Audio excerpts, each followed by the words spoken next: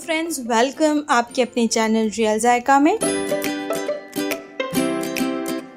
Real जायका लेकर आया है केक सीरीज, जिसकी नेक्स्ट रेसिपी हमारे आइसिंग एक्सपर्ट बनाने वाले हैं, जिसका नाम है बटरस्कॉच केक।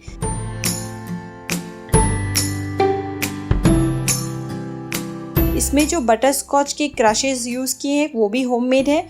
मैं ज़रूर आपके साथ इसकी रेसिपी शेयर करूंगी। साथ में हमने इसमें यूज़ किया है वनीला स्पॉन्ज, जिसकी रेसिपी आपको डिस्क्रिप्शन बॉक्स में मिल जाएगी, आप जाकर चेक कर सकते हैं। बड़े ही सिंपल तरीके से इन्होंने बहुत ही परफेक्ट सा आइसिंग की है।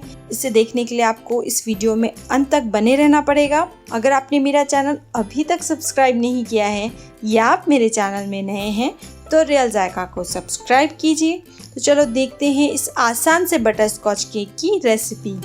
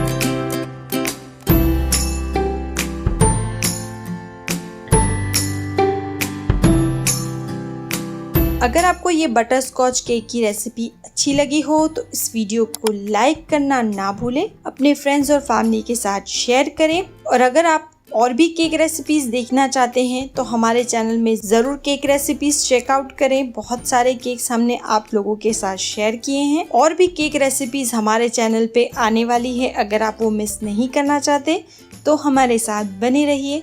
Thank you.